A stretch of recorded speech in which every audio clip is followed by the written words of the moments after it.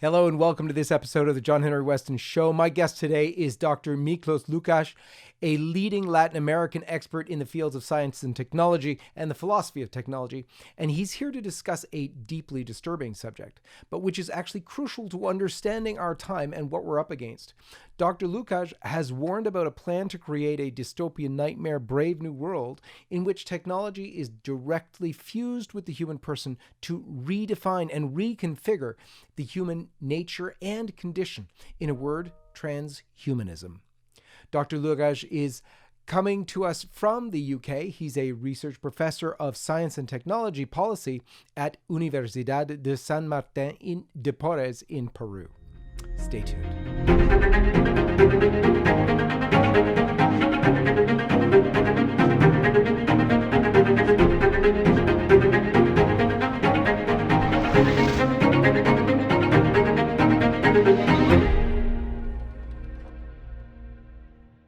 Dr. Miklos Lukacs, welcome to the program. Thank you, John-Henry. It's a pleasure to be here with you and the Friends of Lightside News.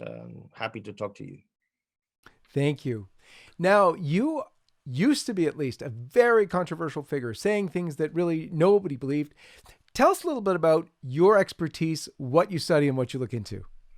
Well, I'm a veterinary doctor by training, doctor of veterinary medicine. I graduated in Chile, so I have a scientific background. After that, I went back to Peru, won a scholarship to New Zealand, did a master's in development studies at the University of Wellington. So it was a transition from, medicine or natural sciences to more social science oriented stuff. After that, I came back to Peru, worked as a consultant for different agencies, and then I was also lecturing at a university in Peru. After that, I applied to another scholarship, got the Chieftain Scholarship, went to England to do a master's in innovation management at the University of Manchester.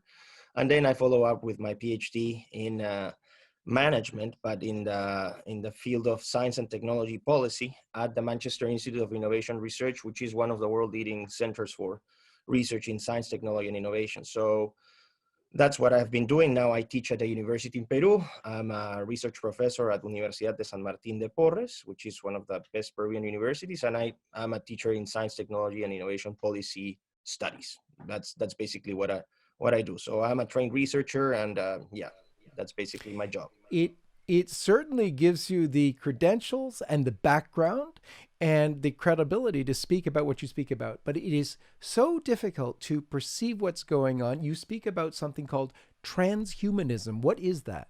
Well, to make things clear, I did not invent transhumanism. And for sure, there have been authors, both in the English-speaking world and the Spanish-speaking world, who have been talking about transhumanism, but they have approached it in very compartmentalized way and in more descriptive terms. So what I do is I have incorporated transhumanism and given it a broader perspective with the political, economic, cultural, and ethical implications of this movement. So transhumanism is it's an ideology, but it's also a cultural movement. It's nothing new in the sense that it advocates for the enhancement, as they say. It literally, they define transhumanism as enhancing the human nature and condition through the use or application of science and technology, specifically technological tools, to improve our, let's say, our cognitive abilities, our physical abilities, and our well-being in general. So it's basically using technology basically to enhance ourselves, become superhuman.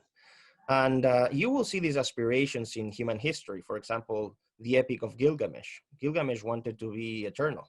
So, eternal life. Then you talk about, I don't know, Faust, Frankenstein, Prometheus. You have a number of Icarus. You have all these examples throughout history of men trying to challenge the limits of nature and trying to tame nature and let's say adopt a godlike behavior and godlike powers. So transhumanism is, I would say, a more concrete, a more organized way of dealing with these aspirations. And actually, you can talk about a World Transhumanist Association, which was founded in 1998 by two leading philosophers of the movement, Nick Bostrom, who is a professor at the University of Oxford, a Swedish philosopher who advocates for post-humanism, which is one of the variants of transhumanism, and David Pearce, who is a British philosopher, who, by the way, I had the chance to meet and interview in my YouTube channel. He's the proponent of super well-being, which is one of the three supers that we can expand in following up. And they founded this World Transhumanist Association in 1998. This association changed its name to Humanity Plus, which is actually the symbol of transhumanism, H plus, so for human enhancement, in 2006. So now it's called Humanity Plus. I think they have over 15,000 members around the world. And last year, I attended the 14th World Transhumanist Conference in London at Birkbeck College. So I was able to meet many of them, listen to them. And of course, I was the only one there that was not in favor of this. But in their favor, I have to say that they treated me very, very nicely, and it was a congenial environment. So basically, that's transhumanism. You know, the enhancement of human beings, and they aim for three supers: super longevity, super intelligence, and super well-being. So we can discuss them more in detail in the future. Absolutely. I mean, this tended to be something thought of as conspiracy theory. A lot of people haven't been paying attention, and so many people didn't know that this existed. If they heard about it, they think, oh, that's kind of weird. I don't really believe that. Yet there's a new movement called the Great Reset. Klaus Schwab, who heads the World Economic Forum, where Davos met all the time, and so on and so forth, he's written a new book called The Fourth Industrial Revolution. It's not all that new, but in that book, he describes some of this, and I think that's given a new life to this understanding, a new belief to, oh my gosh, some of this is actually real and going on. What have you found from there? Well, it's interesting because, of course, if transhumanism was a matter of science fiction some years ago, and rightly so, because the technological advancements were not on par with the expectations and aspirations of transhumanists. So yes, by then, let's say in 1998, you could say, yes, well, it's a little bit, too crazy. But in the last, I would say 20 years, technological and scientific developments have been massive. And you can talk about different technologies. I would say what they called convergent technologies, mainly artificial intelligence. And within artificial intelligence, you will have a series of applications. So for artificial intelligence for super intelligence, for example, cognitive enhancement of cognitive ability. So you have face recognition technology, natural language processing, you have drones, you have robots, you have automation, automated vehicles, financial technologies like, algorithmic traders. No more, you don't buy and sell stocks anymore with people, you can do it through algorithms. So yeah, those have been the developments in that field. Then you can talk about biotech or bioengineering, a technique called CRISPR, which actually won the Nobel Prize for the two women that discovered or applied this system for the first time, Emmanuelle Charpentier and from France, and Jennifer Doudna from the University of California at Berkeley. They won the chemistry Nobel Prize this year because of CRISPR. And CRISPR is a gene editing technique. You can actually identify within the complexity of a genome, you have, just to give people some sense of it, it is, on average, people have 37 trillion cells. 37 trillion cells. Each cell has exactly the same code, genetic code called genome. The genome is the whole package of instructions that will make you what you are. So you can talk within that 46 chromosomes, 23 from the mother, 23 from the father. Each chromosome is like, you see it corrugated and they have these X forms. Well, it's because you have all the DNA strands, compacted in certain specific arrangements, but I'm not going to explain them right now. It's histones and a series of proteins.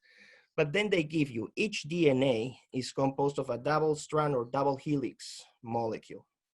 And you have 4 nucleotides. So you have adenine and thymine, which get together, AT, and cytosine and guanine, which get together.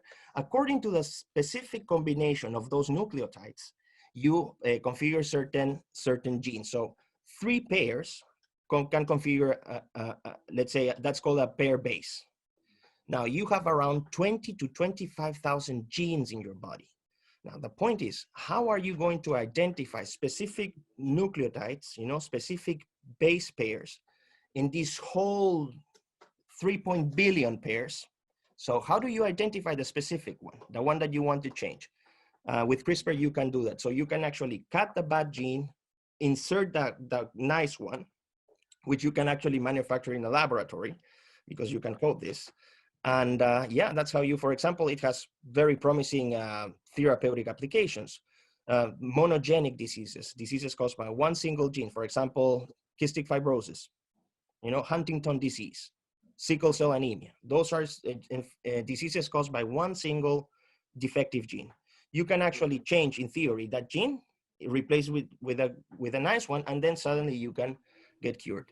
Wow. No, And would this gene then replicate itself to all the other cells in the body, or how would that work? yes, basically what you code is that the cell is coded in order to homogenize the whole procedure in all your cells.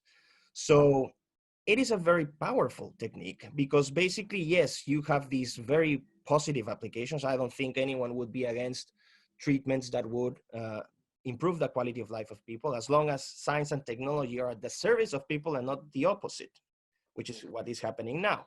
I would say, yes, that would be wonderful. But then you can start talking about editing babies for, delivery of specifically genetically engineered babies, which is right now science fiction. It has not been done, but it is technically possible. Or you can talk about chimeras, mixing genes from different species. Actually, today I read about a news of a certain species of monkeys which were injected a gene from humans, which enhances the capacity for those enhance the capacity of those monkeys to develop a brain twice the size of their normal development. And this gene was associated with speech and other abilities, human abilities. The monkeys did not come to term because they were aborted at the end, but it showed that the monkeys developed a more human brain like thing. So you already see these kind of experiments, mostly in animals and insects and plants, but that's another technique. You can talk about nanotechnology, which is working at the atomic and molecular level. So now you can actually start thinking of materials that were not present in nature, but now you can engineer in laboratories. So for example, the barriers between organic chemistry, which is the chemistry of life, the carbon-based atoms, and inorganic chemistry can be blurred, and you can start creating new forms of life, material in material. It's possible. I'm not saying it has happened yet. I don't know, but it's technically possible. You can talk about 3D printing. You can talk about robotics, material science, big data, quantum computing, you name it. So all these technologies, for the first time, the level of development they have is so that many transhumanists are, watering their mouths are watering right now because they can see that there are technical possibilities to make their dreams come true. So when you talk about the fourth industrial revolution, it is actually, I would say it is, what's the word I could use? It has been born from this expectation, from the development of these technologies. So Klaus Schwab comes up with this term. Well, I don't know if it was Klaus Schwab, but he wrote the book. He's the boss. So perhaps some researchers did the job for him and he just signed the book. It can be a possibility. So the fourth industrial revolution is literally, as they say, a transformative revolution, not just in terms of the tools that you will use to modify your environment, but for the first time in human history, to modify human beings themselves. And this is transformative because the first industrial revolution in Great Britain, the second industrial revolution at the end of the 19th century, electricity and telecommunications, which went until the 1920s, mass production. Then the 1970s digital and IT revolution, the internet, fax, telephones, etc. Well, we are still in the third industrial revolution, but the fourth, all these revolutions changed the environment, but they never touched the human nature. This one does. And I am not inventing this, and that's when I will provide evidence so you can read, because if you allow me to clarify something, people are very skeptical about this. Not because it sounds impressive, which it is, and you should be really not only impressed, but scared for some things, but they just don't know what's going on. So it is a skepticism born from ignorance not from not from the lack of the possibility of this being true. So once you start reading and doing your research, you start discovering many tricky things. And this is where I come to join, and this is what clicked me in I would say May 2016, when I started doing my research on all these things. The definition that comes with fourth industrial revolution, I'll try to quote it exactly. It is the fusion, listen to this word, the fusion of biological, technological or physical, and digital systems.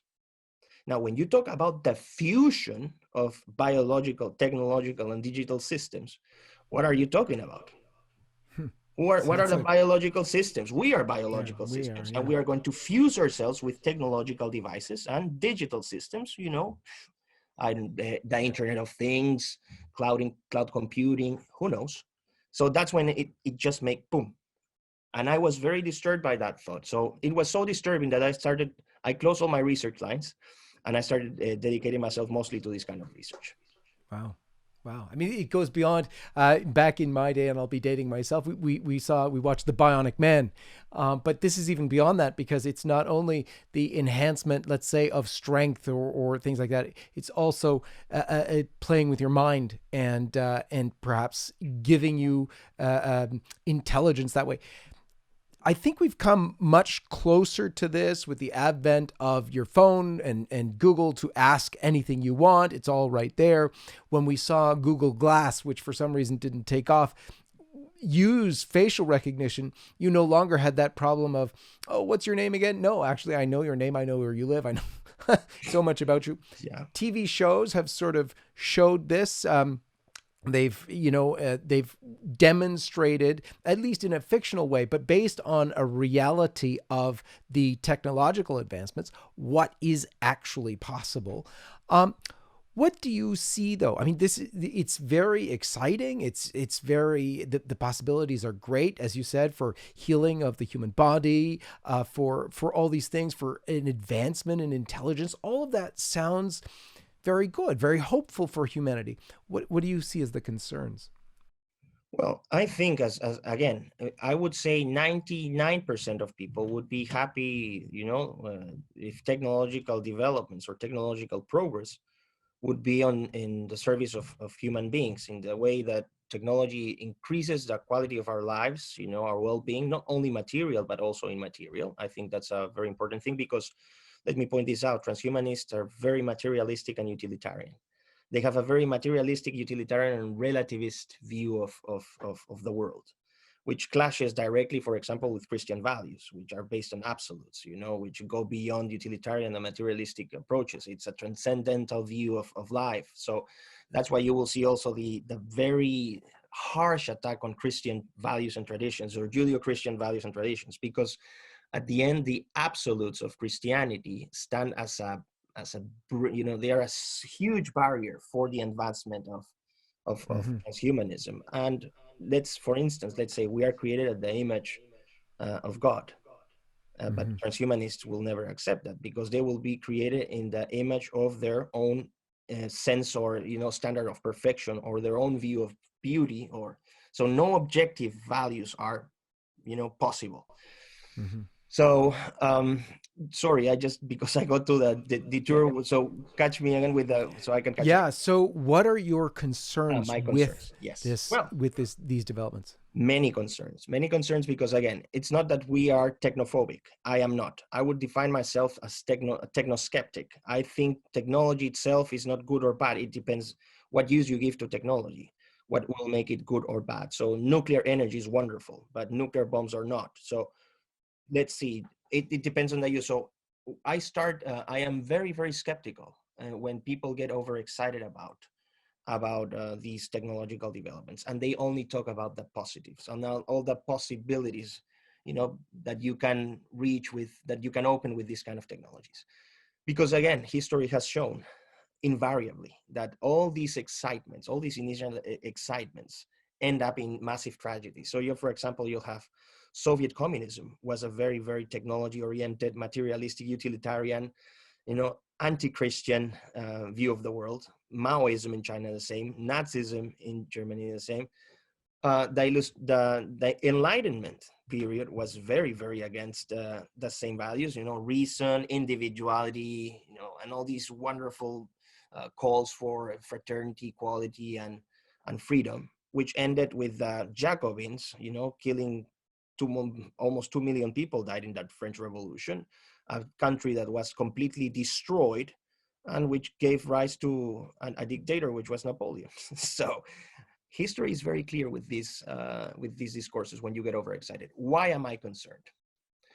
I am concerned because the transhumanist agenda, which is hidden, in the worst case scenario, it is just hidden within the fourth industrial revolution.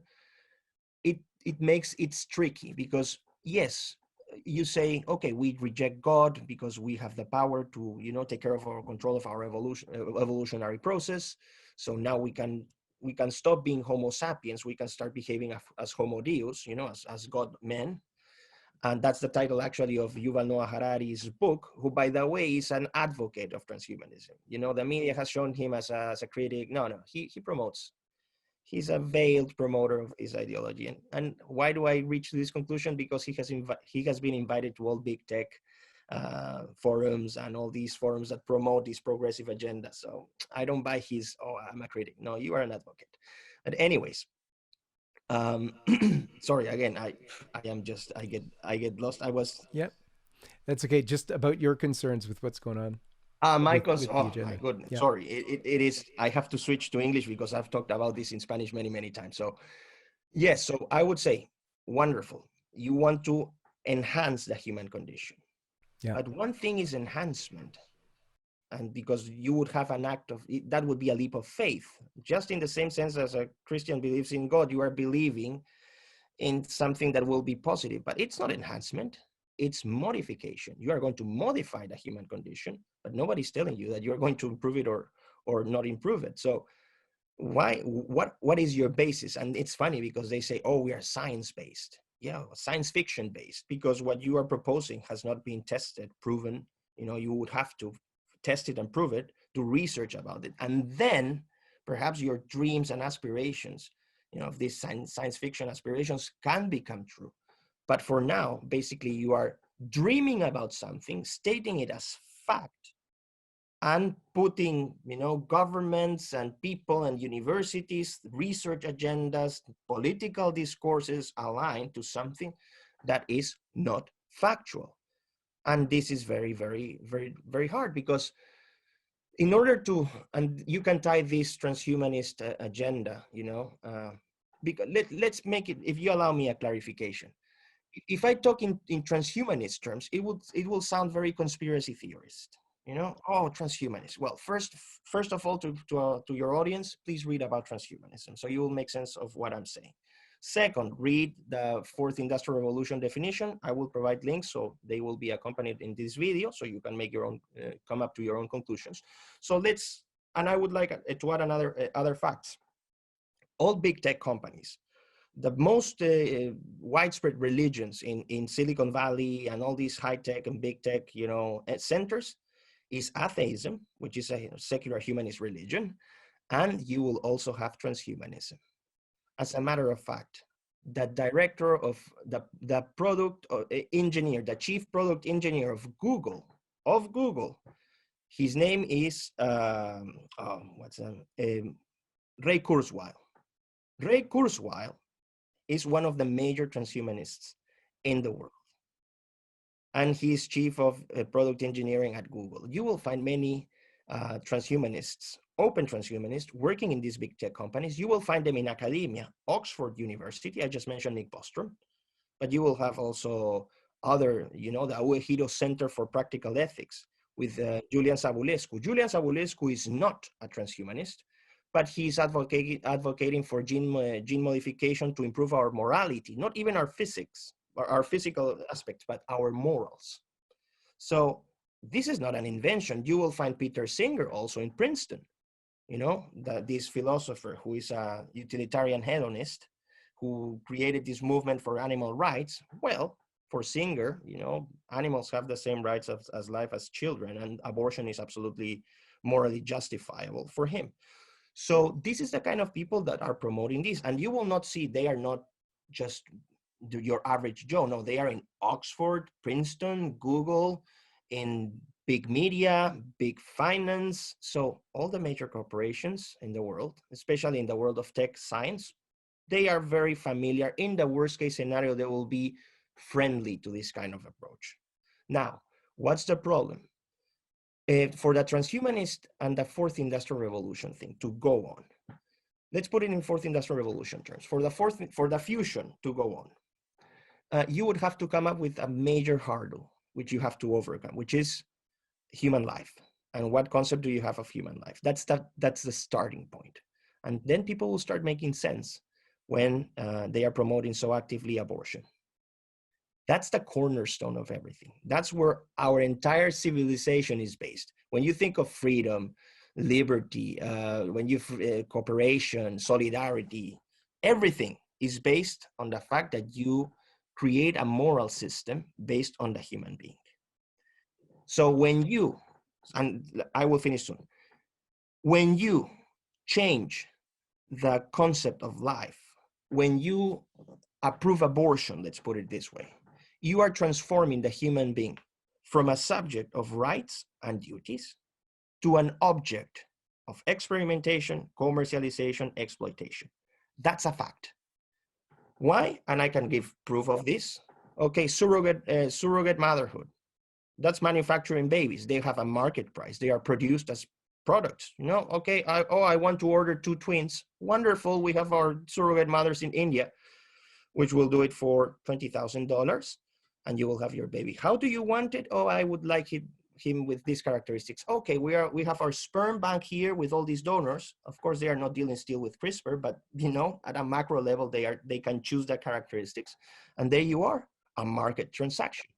So this is a very graphical way to show that human life, human dignity, the inherent worth of a life is destroyed, and now you treat people as objects.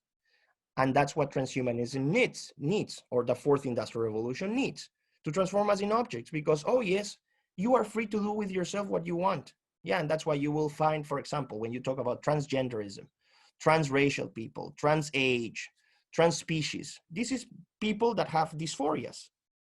Now you cannot say, oh, this is a disease. No, oh, it's not politically correct. We are going to censor you because of this. So telling the truth now is being censorship. Why?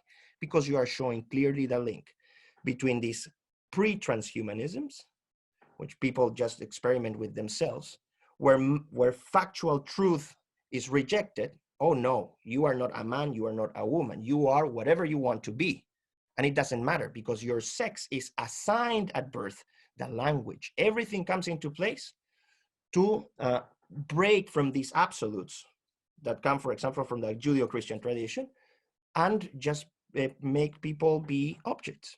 And then they can start experimenting with themselves. If you don't believe me, please check biohackers, and check the experiments they are doing in their garage. You can actually buy CRISPR packages to experiment in your own garage. There's no regulation. People that are experimenting with animals or are experimenting with themselves to enhance according to them, enhance their capabilities. So yeah. Unreal. I think there's also a very easy example, because this is always sold in terms of being a very good thing. For instance, the cure for Down syndrome.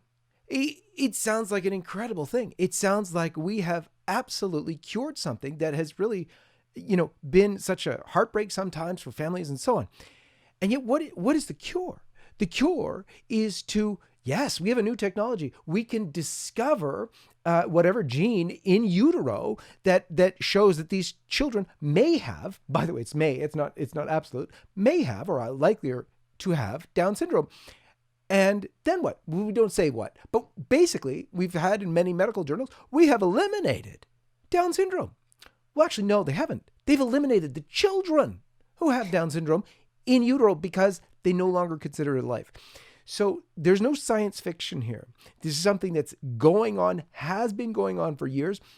They call it by different names, but it's the use of science and discovery, real discovery, but in ways that, as you said exactly, they disregard the human being. They work against humanity rather than for it.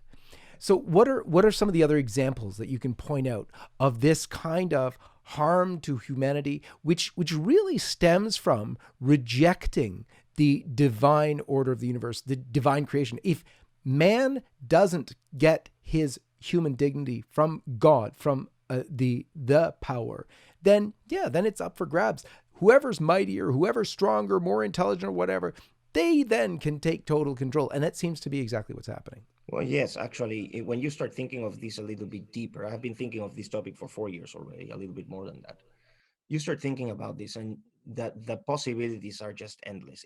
It's impossible for a single person to make sense of all the the many paths, the many ethical implications of all these issues. So now you have bioethics now as a field of artificial intelligence ethics, and ethical discussions are going to be crucial in the following decades, I would say. But let's think of this in very logical terms. So transhumanism says, their postulates are, we are going to enhance the human being, human beings to improve their capacities. So we are going to improve you. But how are you going to improve me by destroying me? It doesn't make any sense, because you're basically saying we are not going to be Homo sapiens anymore. We are going to be, who knows what kind of butterfly effects will be generated, and we will end in everyone dealing with its own vision of perfection. Best case scenario, if we imagine this Orwellian world, we will have a supranational global power, an elite which will be telling us these are the standards, and those who are not adjust to those standards will be eliminated. I think in Iceland, if I'm not mistaken this, I think in Iceland it's legal to abort Down syndrome babies, for example, as you said. Well, this is eugenics. This is eugenics with the smiley yellow face. It's exactly the same. Who decides who lives and who? Genetic screening. How many children, how many babies, how many human beings have been killed because of mistaken genetic screenings? Thousands, millions? How many millions of abortions are occurring in the world right now? Legal and illegal. It is just crazy. It's the largest genocide in human history. And I say, well, sorry, but if this is the price we are going to pay for your view of perfection, which, by the way, you have never consulted me, you're just imposing it to me, this is not the world I want. I prefer to be very imperfect, because this is the thing. At the end, because they are so obsessed with these views of perfection, tell me, what is more perfect within our imperfection? What is more perfect than the human being? We are perfectly or imperfectly perfect, to put it in some ways. Okay, yes, you have artificial intelligence algorithms that can process big data in ways that we cannot even imagine. Okay, wonderful. But besides playing chess and being the best at chess, we can also walk, we can also appreciate music, we can also appreciate a hug, we can have a beer with our friends, we can discover things, we can go to Mars, we can do all these wonderful things, because we are a package. And that's another thing. Transhumanism it implies modularity. So you will, because you are now an object, you're interchangeable. You can have parts that you want to change. Let's think, for example, sex reassignment surgeries. We are not treated as entire human beings, but this piece, I don't like it, chop it out. That's fine. I'm now a different thing. Well, that's, if you want to think that, that's fine. But then you're starting to conceptualize the human as not as a whole, but as a set of parts which can be changed. And this is, again, treating not humans as persons, but as objects. Oh, sorry, I need to replace my arm. Yeah, okay, we have these parts. The funny thing is also, they think that this will be a liberation from the tyranny of religion. The tyranny of religion. Okay, that's good. But you will be subject to the tyranny of your suppliers, because you will still have to buy your parts in this perfect world. You will not manufacture the batteries or the cameras or the devices that will make you a super X-Men Hulkian transhuman. You'll still depend in the value chain. You will be still at the very end, and you will be more enslaved than ever, because you will depend on many suppliers. I'm thinking in science fiction terms, because we have to be clear, so people don't say, oh, this guy's talking. No, I am projecting a scenario and I'm speaking in hypothetical terms, but I am speaking in the same terms that transhumanists do. So if they are allowed to speak in these terms, why I'm not allowed to do so and question those things. So that would be a problem. So for example, what has happened now? You can experiment with human embryos up to 14 days. This is research. This is standard. Experiment with human embryos. People that are experimenting in labs, injecting, mixing genes from humans with monkeys and rats, with pigs, because we want to harvest organs. Okay, that's happening. When you think of abortion, okay, why are they trying to extend the length of abortion? Because more mature organs have a higher market price, period. Don't come up to me because this is women's liberation. This is such a blatant lie. They do so because there's a market, a very, very dark market for this kind of, because I cannot just, you know what, I cannot think in those terms. I was not raised in that way. So it disturbs me very much what that the root of the world is taking. You are starting to think of experimenting with people now. This, let's say, the vaccine that is coming. It's not a vaccine. It has never been tested in animals. They have been using humans for testing. We know nothing about that vaccine. And it's an RNA messenger vaccine. Many people say, at least 3 big companies are working on RNA messenger vaccines, which can affect your genome. How is that? How do they affect your genome? What does that even mean? Well, let's say, for example, you have normal vaccines. You do normal vaccines. They take between 7 to 20 years to develop. It depends, and they have to be tested mainly in animals. So you can, what you do is you attenuate the virus. You weaken its virulence, its aggression. That's how you do it. Well, what you do is you get basically parts of that virus, parts of those RNA or DNA strands, depending on the type of virus. So you will generate an immune response to it. But this time, what they are doing is one of the types of vaccines they are developing, Moderna, for example, is developing this kind of vaccine, is that an RNA messenger, which is coded in a lab, it goes inside to your cell, and it has a code. Remember, I told you A, T, C, G, or whatever in specific orders. Well, they will organize those nucleotides depending on that organization will give certain functions to the development of certain proteins, which will fulfill certain functions in the body. Because let's say our immune response, what we've manufactured is proteins, it's enzymes, and all these things. Okay.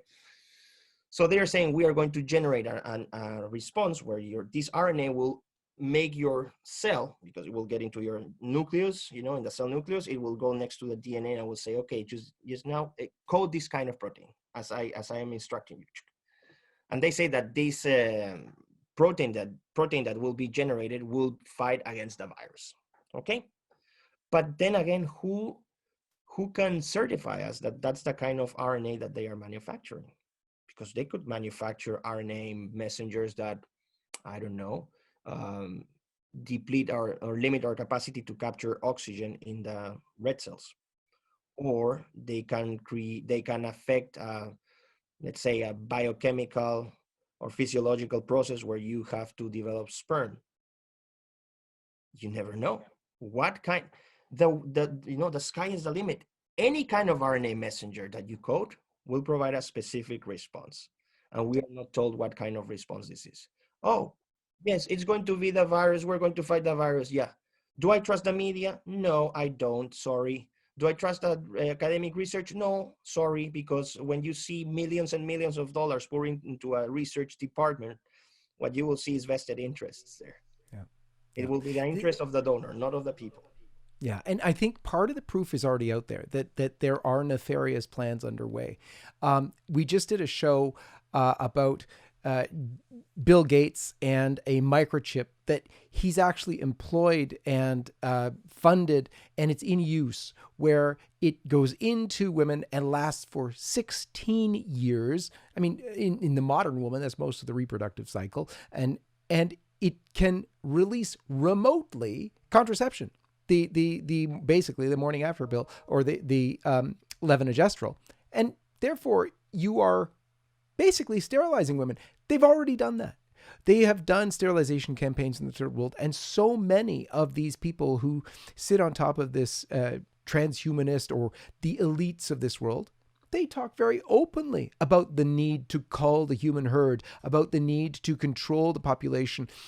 Bill Gates has most of his investment and the investment of some of the other massively wealthy families have poured, the Buffett Foundation, for instance, poured almost all their wealth into controlling population, into what they call birth control or whatever. It doesn't matter. The point is their belief about the need to cull the human herd, about to get it down to what a manageable number, if you will. Yes, they tie it into to climate change now and everything else, but these nefarious plans are out there. They are real. So I think what you're explaining is, I think people really need to wake up to actually see this agenda for what it is. Where can people find out more information from you and about what you write about? Well, I have mostly in my YouTube channel. I have decided to open a YouTube channel. So the YouTube channel is exactly my name. You just type it in. I have content in Spanish and I have content in English. So I would say crucial aspects. Tomorrow I'm uploading a video about this topic, the presentation I gave at the Truth Over Fear Summit, where you actually found me, which will be a translated version. That would be one. In terms of right now, I'm writing a book about the subject, where I'm explaining most of it. It takes a lot of time because I have also to wait what's going to happen with the US election, because that will define what direction the world takes. If it goes through Biden, well, we can expect a dystopian nightmare for sure, this fourth industrial revolution, fully fledged implementation. And so I have to see what's going on. So that has delayed my book, but basically that's where you can find me. You will find me more. I want to work on my book, and I think I prefer to write properly, take my time. I'm not a typical researcher. I just don't want to waste my time researching for papers where you have to comply with pronoun use of words in journals. Sorry, and those papers will be read by you and your mother. So I'm sorry. I just prefer to do something more impactful. I have taken a different path right now in academia. I'm still an academic, but it takes time. It's a work of responsibility, and it's a work of love, because everything I'm doing, I just do it because I just love my son, and I don't want him to neither him nor any child in this world has to be subjected to this kind of a future. And yeah, you can call me dystopian, no, you can call me conspiracy theorist. I really don't care. I know my stuff. I know my research. I can debate it easily. Of course, I will never be presented in open platforms because I will expose the whole thing. But I have prepared myself very hard, and I viewed this thing long time ago. And again, as I wanted to explain, as I said, people have been doing research on this. You will have other individuals that have been called conspiracy theorists, like, for example, David Icke, this British author who has been ridiculed, and he has been censored. David Icke is one of the, I would say, the pioneers of this. The problem of David Icke was, and that's something that I don't share, that he thinks that this is a plan of the archons, of the reptilians. So I would say, well, I will not take the reptilian thing, but you still have interesting stuff to talk about. So you will have other authors, David, Cyrus Pasha. There are people who have talked about this, and I am providing it a very rigorous research-based approach, using primary and secondary sources, using scientific research, methodologies. So I'm a trained researcher, so I would never expose myself to this kind of situation if I was not sure what kind of things I am researching. And to adopt my position is very unpopular, because you will be rejected from the academic community, the mainstream academic community. And you have to pay a price, because yeah, you will not perhaps get a fellowship at Harvard, but I really don't care. If I have to get a fellowship in Harvard and check for the well-being of my family, I mean, sorry, Harvard, you can just whatever, I don't care. So that's a matter of what I'm doing, and I hope more people find out what's going on, and they start to think in their own terms, make research. What will free you is not what I say. I can say many things. Go and do your research and find for yourselves. And I think you hit upon one of the very issues that is most troublesome for the transhumanists, and this is what they can't manufacture, and what only comes one way, and that's love. It's not the love that they think is love. So now they're developing all these new robots that perform all sorts of sexual acts and whatnot. That's not love. Love is that willingness to sacrifice yourself for the other with nothing expected in return, because you are the father, you are the mother, you are the brother or sister or the spouse of this person. And Absolutely. that is really where it comes down. And let's close maybe with a little snippet of, and I'm sure a lot of people are going to look up, to your website, to your YouTube channel, and to information that you can provide. But what's your take right now, based on all of your research and your study about this new experience we're going through in the whole wide world that basically started for everybody in March?